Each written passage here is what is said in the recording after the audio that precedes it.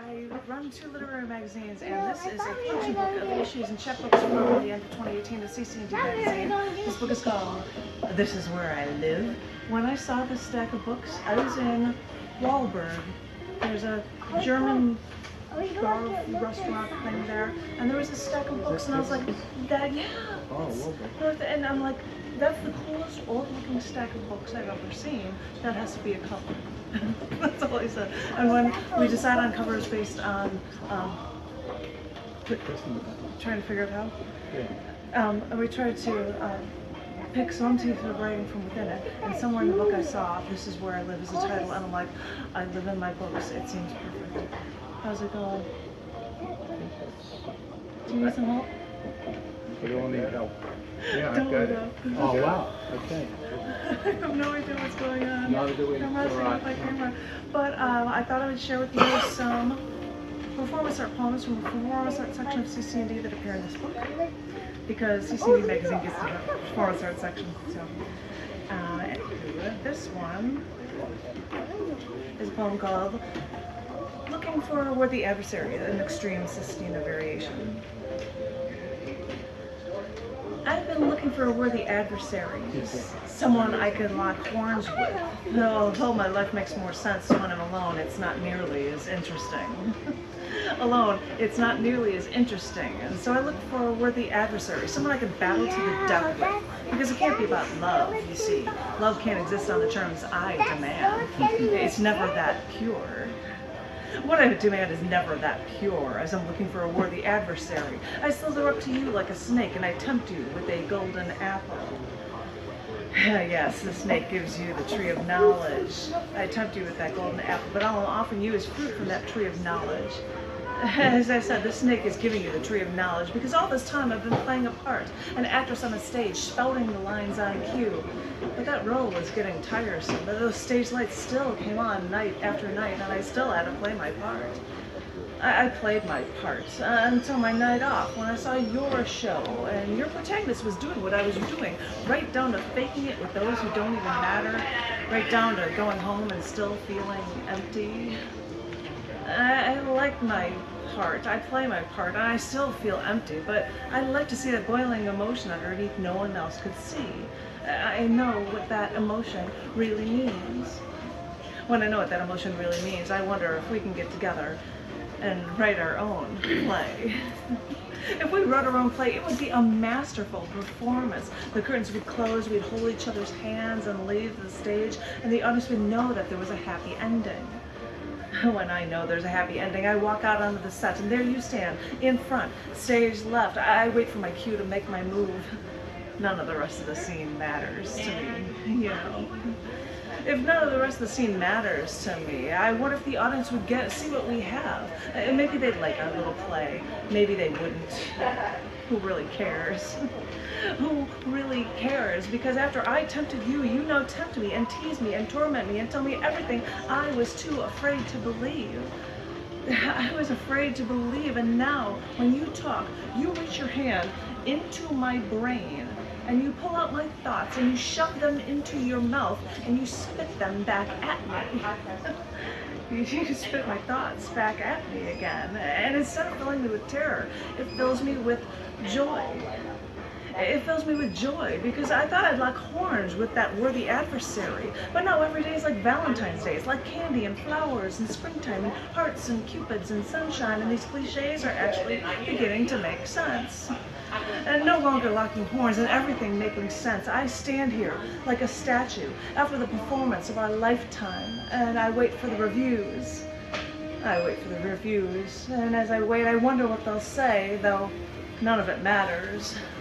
None of it matters, because I know what you are going to say, because it's everything I've wanted to say. All I've wanted to say is now you taking my thoughts again and shoving them into your mouth again and spitting them back at me again. So I will wait for you to come on stage again, where we have our happy ending, where you tell me what I already know.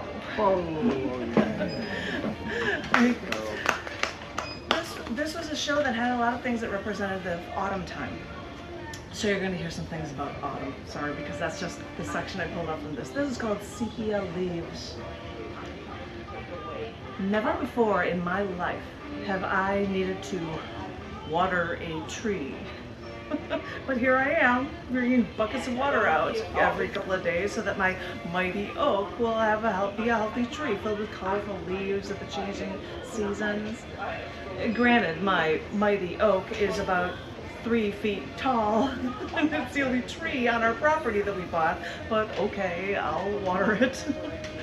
And maybe when no one else's tree leaves transform to the vibrant colors from months before autumn turns to winter in this semi-arid town, maybe then I could smile at the 3-foot tall mighty oak, the only tree I've got, and reach down and touch the golden and sepia leaves at the top of my tree. It's still just like, that's, yeah, my mighty oak. That's, this poem is not about autumn. It's called And I'm Wondering. And I'm wondering if there's something chemical that brings people together. It's something that brings people together, something that brings people to their knees, something that sucks them in. And I'm wondering if you're sensing what I'm sensing. Is it just me? Am I making this all up in my head? Or when I glance up and I catch your eyes, well, are you actually looking at me? And I'm wondering if it could work out this time, if we'd have one of those relationships that no one ever doubts, especially us, because we know we'll always be in love. And I'm wondering if you'd find my neurotic pet peeves charming, like how I hate it when somebody touches my belly because I'm so self-conscious. And I'm wondering why you had to tell me that when we happen to be sitting next to each other, the fact that our legs were almost touching was making your heart race. And I'm wondering why I felt the need to take your cigarette and inhale, exhale, while the filter was still warm from your lips, there just seconds before. And I'm wondering if a year or two from now, after we've been going out and should have gotten to that point when we were bored with each other and sunk into that comfortable rut, like, if you saw me making macaroni and cheese in the kitchen, and I'm using margarine and water because I don't have any milk, and I've got my hair pulled back and strands are falling around my eyes, and I'm wearing an oversized button-down denim shirt and nothing else, well, what I'm wondering is if you would see me like this and still think I was sexy. When I glance up and I catch your eyes across the room, when I see your eyes dart away, when I feel this chemical reaction, well, what I'm wondering is, do you feel it too? All right, one more short one about autumn.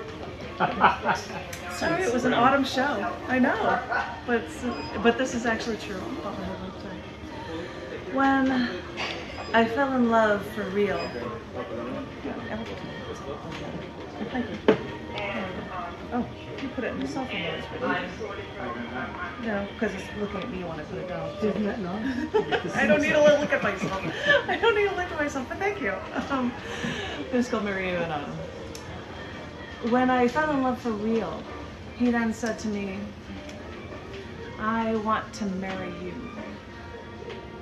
I want to marry you in autumn, when the leaves are changing, when the weather is perfect. I felt the enchanting of changing seasons. This is now our transformation. When he said to me, I want to marry you in autumn. I am going to do one other autumn one and then a love poem thing, and then I'll close it up. What's that? This is another piece just about, I'm not even sure because it's just autumn time. What do we need to have autumn stuff? I'm just going to close out with one more nice poem. This one's called Just by Holding His Hand. When we're walking down the street in stride, and our feet pump out the same rhythm, and our shoulders are almost touching, and our hands seem to brush up against along each other's hand for one brief moment.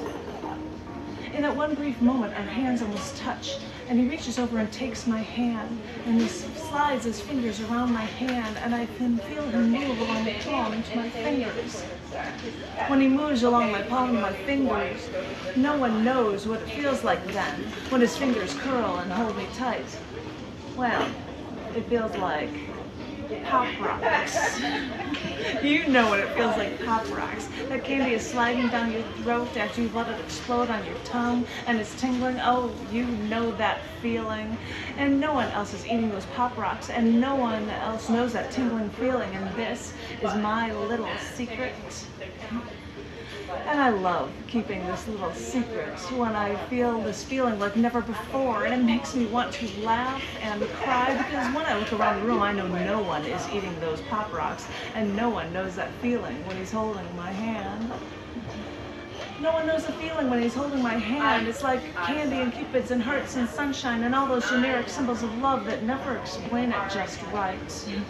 Words can never explain it just right. It's catching your breath. It's falling from an airplane. It's climbing a mountain. It's standing on a glacier. It's following dolphins. It's swimming with sharks. It's turning your head and seeing those fingers interlocked along with yours as you're walking in stride.